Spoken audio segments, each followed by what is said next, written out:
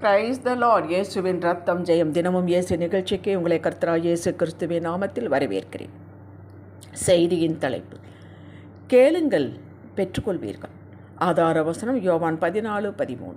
நீங்கள் என் நாமத்தினாலே எதை கேட்பீர்களோ குமாரனில் பிதா மகிமைப்படும்படியாக அதை செய்வேன். கிறிஸ்துவுக்குள் அன்பானவர்களே, கேட்பது பெற்றுக்கொள்வது பற்றி வேதத்தில் மிகவும் தெளிவாக, ஒரு பச்சை பிள்ளை கூட புரிந்து கொள்ளலாம், அவ்வளவு தெளிவாக சொல்லப்பட்டிருக்கிறது. மீண்டும் மீண்டும் சொல்லப்பட்டிருக்கிறது. இதை நாம் எடுத்திருந்தவையானால், உணர்ந்து செயல்பட்டவையானால், கவலை கண்ணீரோடு ஜெபிக்க மாட்டோம். ஜெபித்துவின் கவலையோடு இருக்க மாட்டோம். புரியாமல் நாம் தடுவாறுவது இல்லை, புரிகிறது. அந்த எளிய நிச்சயமான முறையை இருதயத்தை தக்க வைத்து இப்படித்தான் முறைமை என்று பதித்து வைத்துக் கொள்வது இல்லை. செய்தேன், அப்படியே தான் செய்தேன், ரிசல்ட் இல்லையே என்று தான் கூறுகிறார்கள். ஒரு காரணம், ரிசல்ட்டையே நினைத்து அதையே ஃபோக்கஸ் பண்ணி கூடவே கிடைக்குமோ கிடைக்காதோ என்பதையே அட்டாச் பண்ணி கொள்வது. ரிசல்ட்டையே ஃபோக்கஸ் பண்ணுவது தவறல்ல, சரிதான். ஆனால் இதற்கு யார் ரிசோர்ஸ் என்பதையும் அவரையும் அவ்வப்போது மறந்து விடுகிறோம். நமக்கு தேவை என்ன, அவசியம் என்ன, அர்ஜென்ட்டாக இப்போது என்ன நடக்க வேண்டும், கிடைக்க வேண்டும் என்பதை மறந்தால் கூட பரவாயில்லை. மூல கர்த்தரான ஆண்டவரை ஒதுக்கிவிட்டு அதை பார்க்கக்கூடாது. ஆசீர்வாதத்துக்கு காரணமான அவரை ஒதுக்கிவிட்டு ஆசீர்வாதத்தையே பார்த்து கொண்டிருக்கக்கூடாது. அதனால் தான் நமக்கு கிடைப்பதில்லை. அவரை பாருங்கள், அவருக்குள் சகலமும் இருக்கிறது. அவர் உங்களுக்கு கொடுக்கத்தான் வந்திருக்கிறார். அதையெல்லாம் அவர் வைத்துக்கொண்டு என்ன செய்ய போகிறார்? நமக்கு கொடுக்காமல் யாருக்கு கொடுக்க போகிறார்? இந்த பூமியிலே நம்மளை வாழ வைப்பார். இந்த நிச்சயத்தை எல்லாம் இறுதியில் பதித்து வைத்துக் கொள்ளுங்கள். அவரையே நோக்கி கொண்டு, அவரது அன்பின் செயலை நினைத்து கொண்டு, அவரது பிரசன்னத்திற்குள் இருக்கிறோம் என்பதை நிச்சயித்து கொண்டு தினப்படி வாழ்வை நடத்த வேண்டும். இதற்கு சற்று காலம் பிடிக்கும். தொடர்ந்தேச்சியாய் அவரது உறவில் இருந்தால் எளிதாக இது வந்துவிடும். இந்த நிலை எட்டிவிட்டால் கூப்பிடுமனே பதில் கொடுப்பார். அவரது சமூகத்தில் அமர்ந்ததும் கண்ணீர் பெருக்கெடுத்து வருகிறது. இது ஏதோ தேவை, அர்ஜென்ட் என்பதற்கல்ல, கஷ்டம் என்பதற்கல்ல. நான் எம்மாத்திரம் தகப்பனே, உம்முடைய அன்பிற்கு தகுதியே இல்லை. அடியாளை தேடி வந்தீரே என்று நினைத்தால் போது உள்ளம் உடையும். இதான் நொறுங்குண்ட ஆவி. அதை புறக்கணிக்க மாட்டார். இது நாம் அவரது உறவில், அன்பில் நிலைத்திருப்பதற்கு ஒரு அடையாளம். இருக்கட்டும், கர்த்தர் பாரபட்சமற்றவர்.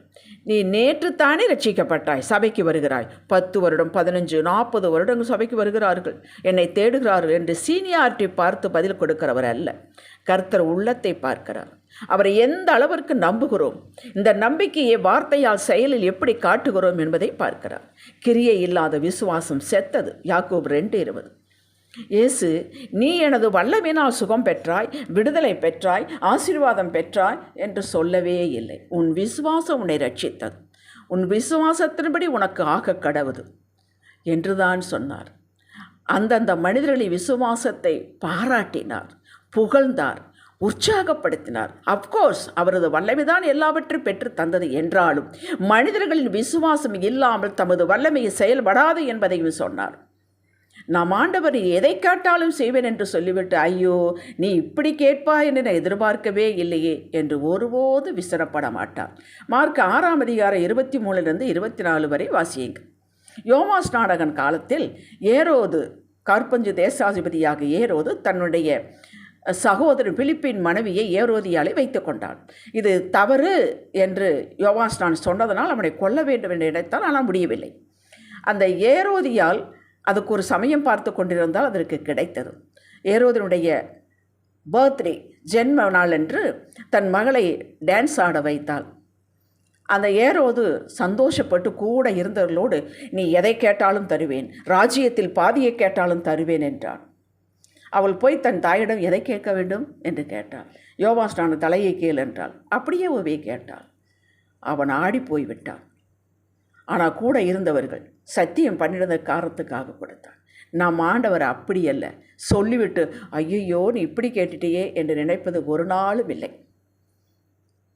நம்முடைய டெஸ்டினேஷன் சொன்னால் போதும். டாக்டராக வேண்டும், பிஸ்னஸ் சூப்பராக வேண்டும், என் பிள்ளைகளுக்கு திருமணம் நடக்க வேண்டும், உயர் படிப்பு படிக்க வைக்க வேண்டும், என்னிடம் அவ்வளோ வசதி இல்லை, நீர் எனக்கு உதவி செய்ய வேண்டும், வீடு வாங்க வேண்டும், கட்ட வேண்டும், எல்லாம் தேவையில். இதை தானே உலகத்தில் கேட்ப வேறு என்னத்தை கேட்டு விடுவோம் நாம். இதையெல்லாம் நம்முடைய டெஸ்டினேஷன். இவைகளெல்லாம் அவசியத்தில் எழும்பும் ஜெபங்கள். நிச்சயமாகவே பதில் கொடுப்பார். வீடு வாங்க வேண்டும், இது டெஸ்டினேஷன். இன்னும் கொஞ்சம் உள்ளே போய் லோனுக்கு அப்ளை பண்ணியிருக்கிறேன் ஏசப்பா, மேனேஜர் கண்களை தயவு கிடைக்க செய்யுங்கள் என்று வழியை அவருக்கு நாம் சொல்லிக் கொடுக்க வேண்டிய அவசியமில்லை. கையெழுத்து போட சொல்லி கேட்கக்கூடாது. லோன் இல்லாமலே வாங்கித்தர கர்த்தர் வழி வைத்திருப்பார். இதைத்தான் அவர் சித்தத்தின்படி கேட்டல் என்பதாகும். வழிகாட்டுங்கள், வாய்க்கு செய்யுங்கள், அவ்வளவுதான் நம்முடைய ஜெபம். 2 ராஜாக்கள் 2ஆம் அதிகாரம் 9வது வசனத்தில் எலியா எலிசாவை பார்த்து கேட்கிறார், நான் உனக்கு செய்ய வேண்டியது என்ன கேள் என்றான். எலிசா கேட்டான், உம்மிடத்திலுள்ள ஆவியின் வரம் எனக்கு ரெட்டிப்பாய் கிடைக்கும்படி வேண்டுகிறேன். அவ்வளோதான் டெஸ்டினேஷன். எனக்கு வரம் வேணும், உனக்குள் இருக்கிறதுக்கு ரெட்டிப்பாய் வர வேணும். நீங்கள் எப்படி குடிப்பீங்க, நான் அதை எப்படி வாங்கிக்குவேன், அதெல்லாம் அவனுடைய கவலை இல்லை. எலியாவால் அது கொடுக்க முடியாது. நீ இப்படி செய்தால் பெற்றுக்கொள்வாய், அதாவது அவர் கொடுப்பார் என்றான். அப்படியே நடந்தது. இது கர்த்தருடைய வேலையை செய்ய எலிசா எதற்காக கேட்டான்? கர்த்தருடைய ஊழியத்தை செய்ய வேண்டும், அவசியம். ஆர்வத்தோடு கேட்டான். ஊழியத்திற்கு மட்டுமல்ல, குடும்பத்தை நடத்த, பிஸ்னஸை நடத்த, கொடுத்த வேலை கம்பெனியில் சீராக செய்து முடிக்க வரம், ஞானம், வழி கேட்டால் நிச்சயம் கிடைக்கும். சாலமோன் கேட்டான், பெற்றுக்கொண்டான். 1 ராஜாக்கள் 3ஆம் அதிகாரம் 12-13. ஞானம் கேட்டான், அவன் கேளாதையும் ஆண்டவர் கொடுத்தார்.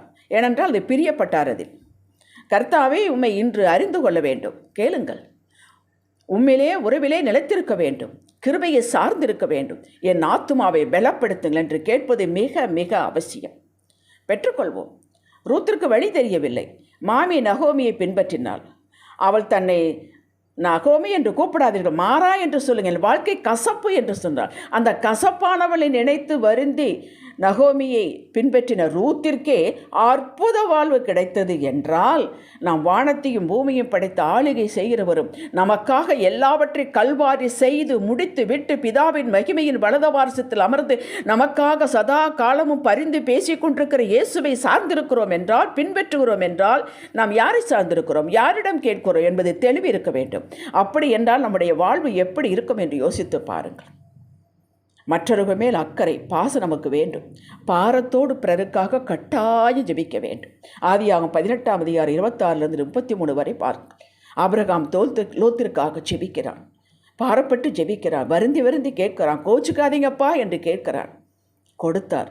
அவன் நிமித்தம் லோத்து குடும்பம் காப்பாற்றப்பட்டது. உங்கள் பிள்ளைகளுக்காக ஜெபிக்கிறீர்களோ இல்லையோ, உங்களுக்காக ஜெபிக்கிறீர்களோ இல்லையோ, உங்களை அண்ட அயலாகத்திற்காக, உங்களோடு வேலை பார்ப்பவர்களுக்காக, கஷ்டப்பட்டு வேதனை இருப்பவர்களுக்கு அவங்களோட சொல்ல வேண்டாம். நீங்கள் கேள்விப்பட்டிருப்பீர்கள், பார்த்திருப்பீர்கள். தயவு செய்து ஜெபியுங்கள். உங்களுடைய வீடு பக்கத்தில் சுற்றி இருப்பவர்களுக்காக ஜெபியுங்கள், நாட்டிற்காக ஜெபியுங்கள், சபைக்காக ஜெபியுங்கள். இவைகளெல்லாம் சமாதானத்தோடு இருந்தால் மட்டும்தான் நாம் வாழ முடியும். நாம் சமாதானத்தோடு இருக்க வேண்டும். அதற்காக நாம் ஜெபிக்க வேண்டும். அதற்கு நமக்கு கடமை உண்டு. எதற்கு நேரம் இருக்குதோ இல்லை, எதற்காக நேரம் எடுத்து ஜெபியுங்கள். இதில் கர்த்தர் பிரியப்படுவார், பதில் கொடுப்பார், நீங்கள் கேளாததையும் கொடுப்பார். செய்துதான் பாருங்களேன், ஜெபிக்கலாம். ஜெபத்தின் மகிமையை கண்டோம். நிச்சயமாகவே ஜெபிக்கிற அத்தனைக்கு பதில் பெறுவோம். நாங்கள் உமது சுதந்திரம் என்பதை ஜெப வாழ்வில் காட்டுவோம். உங்கள் நாமத்தை மகிமைப்படுத்துவோம் தகப்பனே. இயேசுவே நாமத்தில் பிதாவே, ஆமேன். ஹல்லேலூயா.